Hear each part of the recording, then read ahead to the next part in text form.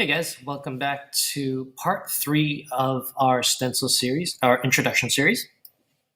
And this time we're going to learn a little bit about using Stencyl Forge. We're going to throw some tiles up and we're going to try to get our game somewhat functional. So what you will notice is if you hit the test scene, or you can hit test game, your stencil should load up your game in Adobe Flash. What I've done is I've selected this to open up in using Adobe Flash on my web browser. And so it's compiling or putting together all the information of the game, and it's loading up in my web browser. And so there's my scene, there's my bear, and there's nothing really too interesting happening there right now. So I'm just going to close that first. But we're going to add a little bit more to that very soon. So what you'll need to do now is I've already signed in, but if you click on File and you haven't created a Stencyl account yet, I would recommend you do that. Now, if you're one of the students in my school, I recommend you use the school given username and password that you use regularly for your school email. So create a Stencyl account using your school information. And once you create a Stencyl account, you can then go into Stencyl Forge. So Stencyl Forge is this thing that looks like a little shop icon, I guess. Got little red and white stripes on top. Now, you can click on this icon, but you won't be able to download anything unless you sign in. So you can also check that you signed in. If you look in the bottom left-hand side here, I hope it shows up properly in the video. So it says logged in as Ben Lung, VSA. So once you're logged in, you can now download objects and things from Stencyl.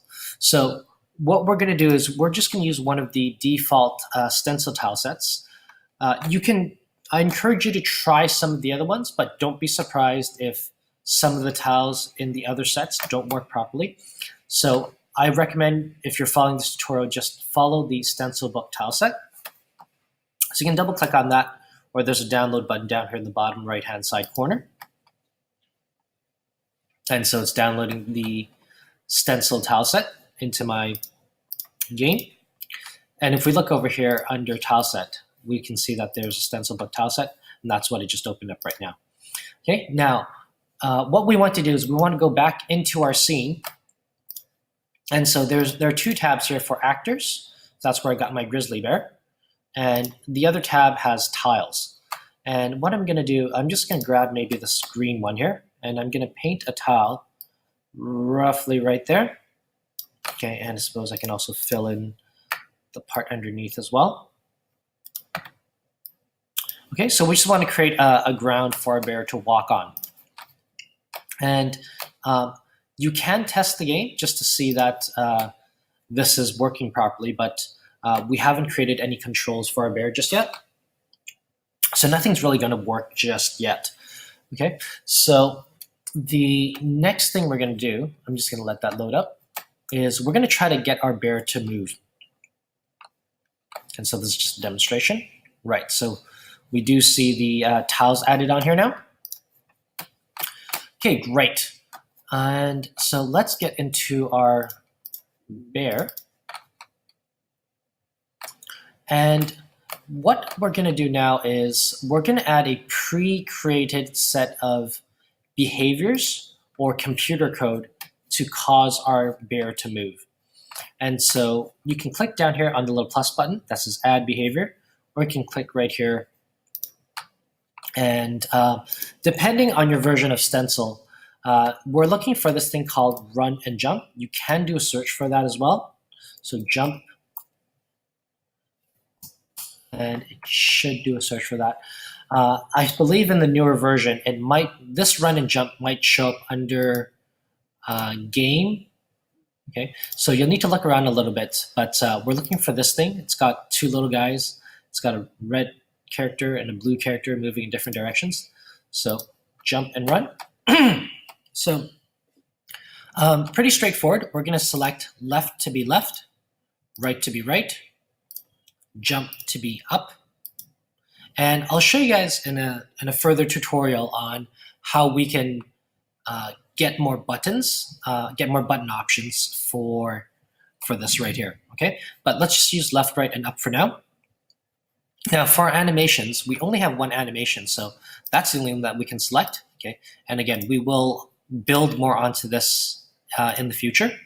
So I'm just gonna select the default animation, so whether it's idle or not moving, or whether it is moving, it's always the same animation, or if it's jumping.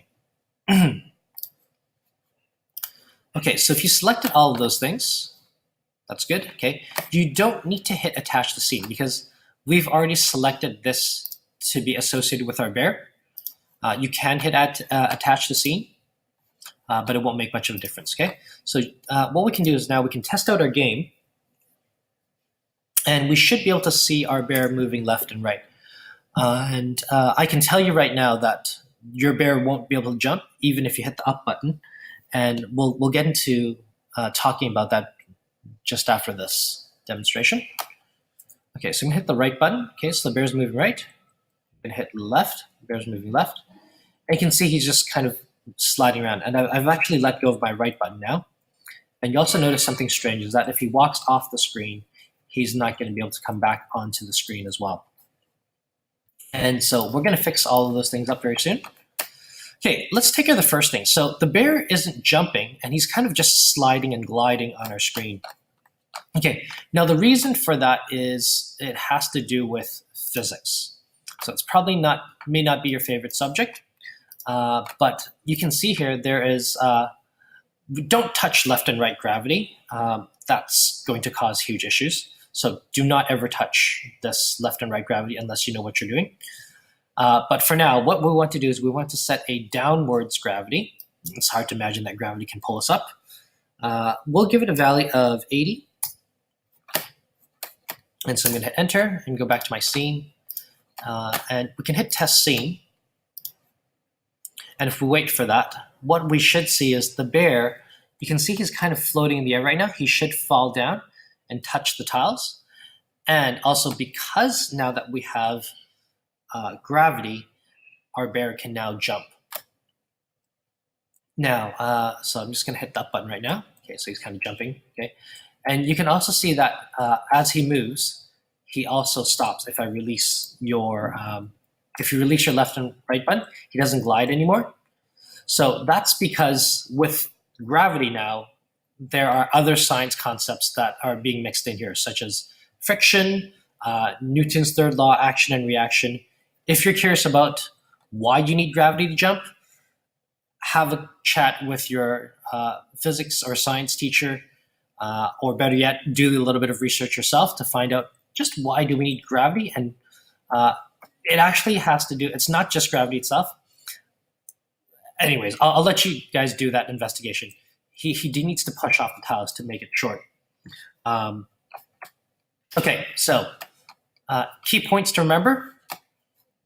Just reviewing what we talked about. Okay, for the bear, under behaviors, add in the jump and run movement. You can do that by clicking plus. And under controls, look for that icon. And under the scene, so under level 1, make sure you set the physics property to 80. Okay, and of course, most importantly, make sure you test and play with your game.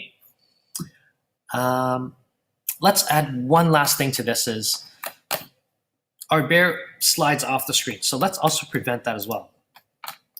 So it's actually another behavior. So I'm under Grizzly right now. And I'm going to add a behavior.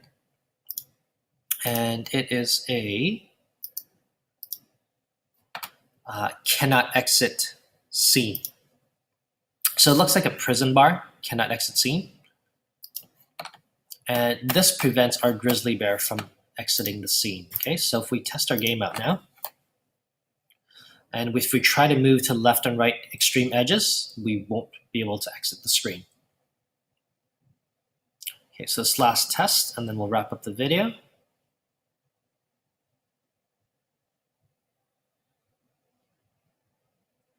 Okay, so I'm going to try to move left, and yes, the bear is not going off the screen anymore. Okay, thank you guys for watching. We'll see you guys next time.